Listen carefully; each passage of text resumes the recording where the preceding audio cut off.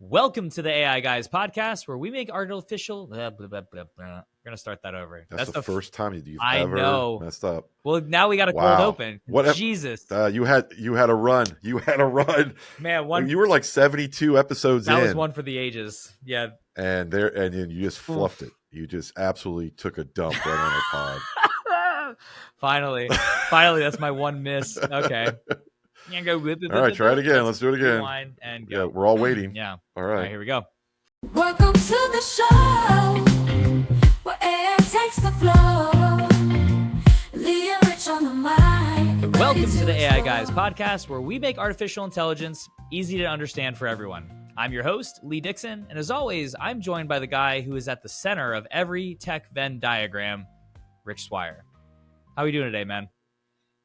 I'm doing fantastic. Yeah. Doing fantastic. We're going to get into some good topics today and really hitting on a few things that we've been talking about lately with some of our clients, but I think is really at the height of the discussion out there in the world, which is this build versus buy versus embed mentality when it comes to AI. So I know you've got some thoughts on a few different things, but let's dive right into it and start talking about maybe either starting with the build and buy, because I think the embed is really one that's a little bit more nuanced.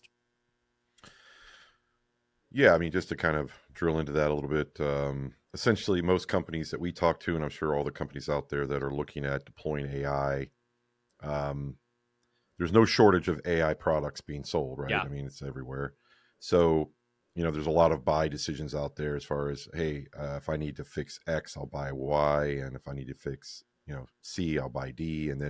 But there is this kind of a kind of annoying voice in the back of your mind, especially if you have a developer team, or if you're a developer, or if you have a company that's used to kind of building custom solutions for their specific needs, then you might also be looking at buy, right? Mm-hmm. AI has got this really kind of this unique perspective that really hasn't existed in the last 20, 25 years, which is, back in the day when we used to look at websites, you build your website, Yep. right? You wouldn't buy your website. But then, of course, you had platforms like Shopify, WordPress, and they came out and you started buying platforms, but you would still have this customization angle. So with AI, I think there's a tendency of people to think of it less like software, like you'd go out and buy a CRM, more like a website where you're like, I kind of want to manipulate it. I kind of want to customize it. So I think more people are looking at buy when it comes to AI than you would think. Yeah. And they might be using frameworks, they might be using platforms like ours, but ultimately they want to kind of maintain that customization capability that you would have if you were going to build out your own, website or your own product, right? And of course, we deal with a lot of software businesses, so they're even more inclined to build versus buy because they want to have the ability to sell it or to be able to integrate it into their existing systems. And there's that control piece too, right? Like they feel like whatever is out there is not going to be as good as them doing it themselves, but that's not really the case here.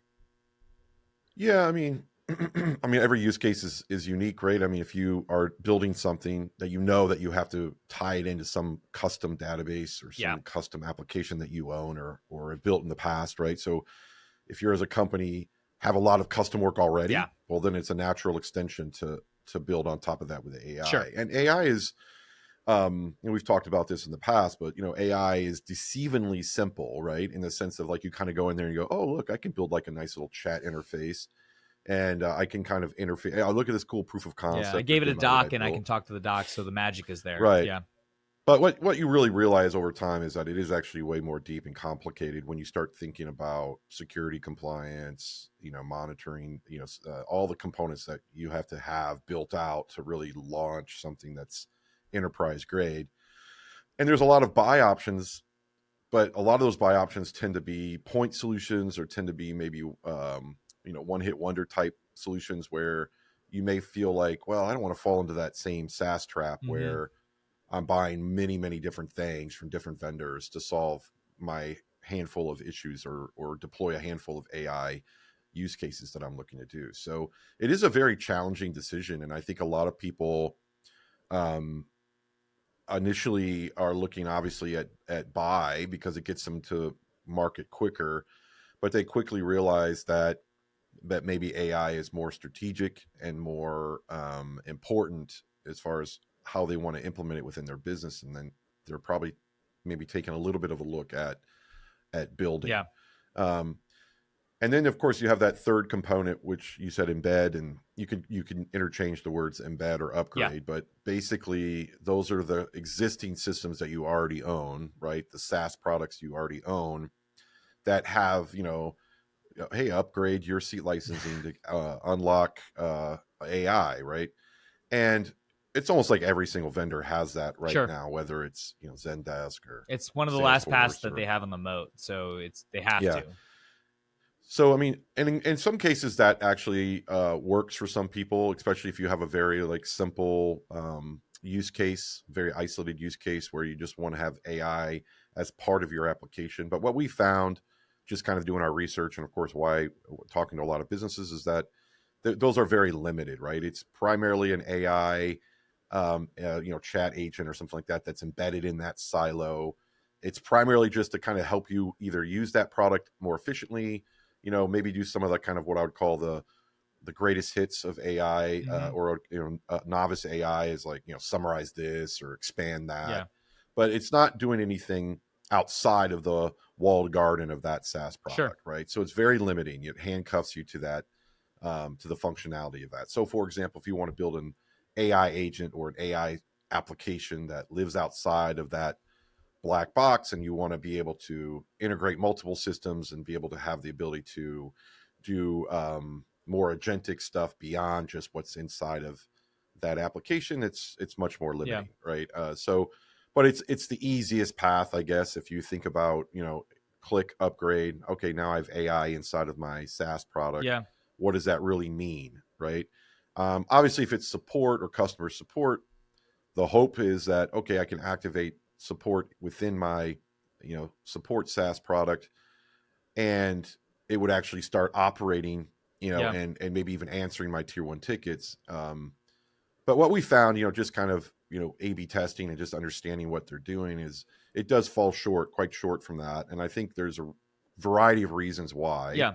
The first is that they're trying to shove what would basically AI into their existing architecture, and it's almost it's just not built for that, right? Yeah, you have to kind of reimagine how you handle your um, support tickets and your tier one support workflow by allowing AI to be able to triage and answer and basically do a lot of the work. But in order for it to do that, you need to be able to train that AI. You need to have sophisticated back end for that. You have to have large language models. You have to have vector stores. You have to have a pretty sizable implementation of what I'd call an agentic, kind of RAG system, if you will. And most of these companies are not doing that. They're just basically saying, all right, what if we took our search queries that and then just kind of tag that in and pull it into a custom vector store that we build, and just kind of bring back some answers from that, and then just have a large language model kind of presented as as kind of feeling like it's natural language processing. And it's a very weak implementation, but it's obviously a good I guess it's it's the obvious path that they could take. It's the quickest path that they could I'm gonna take. touch on that as well, just really quick. So this concept, and it also I think goes to the buy side too, right? With the brand trap. So buying either from the giants that are out there, whether it's Azure Foundry, Amazon Q, all of that, or buying, like you said, upgrading inside of an existing piece of SaaS, it feels safe because it's there, or it feels safe because it's I'm buying Microsoft, so there we go. But the tools tend to be very generic. There isn't the control you probably want. There's no deployment strategy. It's just kind of like, here it is. This is what it does. Take it or leave it. And I think 99% of the time, businesses talk about how unique they are, yet they're willing to go to a solution that's kind of like a big broad brush that's not really going to do what they wanted it to do at scale.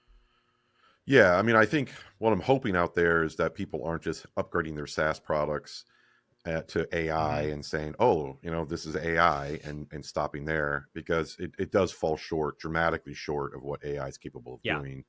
Um, yeah, I do think that it's pretty clear that these SaaS providers are, throwing anything and everything at the wall to try to, maybe freeze their clients from looking elsewhere. Yeah. Obviously, everybody wants to embrace AI. They want to retain their seat licensing, but essentially AI is an existential threat to that business Mm-hmm. model.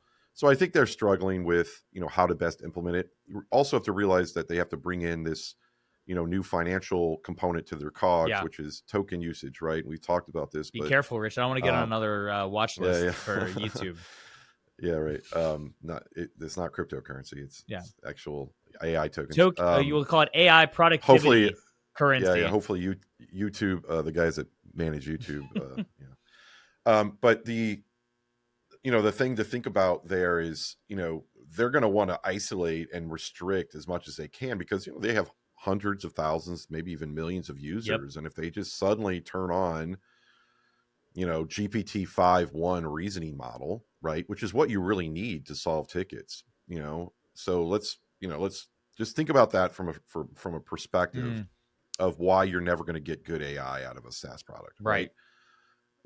Because there is no way they're going to basically say, yeah, I don't mind paying those fees, and I'm just going to eat them, because somebody could go in there, launch a support agent, have thousands and thousands of tickets coming through that support agent, eating up all those tokens, which are not free. They have a high cost, and it'll crush their profit margin. Yeah. And so they're not going to do that. They're going to use a proprietary, very low end, I wouldn't even call it a large language model. They probably spin up something on open source. Sure. They go to Hugging Face, they bring down some like lame ass llama 8 mil or whatever it is, and they just deploy some, and it's just not going to really do anything. Right. It'll make your conversations, more conversational, but is it going to really digest your knowledge base, your user guides? Is it going to be trained on your past tickets? Is it going to be really your best shot at automating support? Yeah. And the answer is obviously the argument, right? So, and the argument there too is, if you're going to do all of this from the beginning, why are you half-assing it, right? Like, why are you putting something in place that you're like, this is okay today? I know it's not okay even 12 months from now, let alone 5 years from now, but I'm okay with this being what I use, because that's not how any other, I think, decision a business typically makes goes. You're not hiring a person today because you're like, it's good enough for the next 12 months, and then I'll find a better person. No, you find somebody that's going to fit in, because you don't want to have to go through this again. Yeah. I think it's just, I think people are there's analysis paralysis on what they want to do, right? That's the point of this episode, buy versus build and upgrade. So they just kind of click upgrade and let it rip. And I think it's fine. I mean, if they want to upgrade, pay an extra 50, 60, $100 a seat and get what I would consider the worst version of AI you could imagine. That's their prerogative. Yeah. That's then so be it. But I just want to make our sure listeners they are also, smart, Rich. And what do they do? Right. But I want to make sure they also realize that that's not okay. It's, you don't just like have to throw a party and everybody pats you on the back and go, hey guys, we deployed AI. Yep. Really think about, if you want to move to autonomous, real high end, best of breed models, best implementation, really building out an agentic workforce that lives in, outside of these SaaS products, are not chained to their limited capabilities and scope, and that you own it and that you continue to build on top of it. Yeah. That is certainly the approach I would take. Yeah. And then, back to the buy versus build, I think the approach that we took at Rhea, which is somewhat unique, is we kind of took the approach of both. Yeah. We said, what if you didn't have to have that option, right? Mm-hmm. What if you could buy and build? Yeah.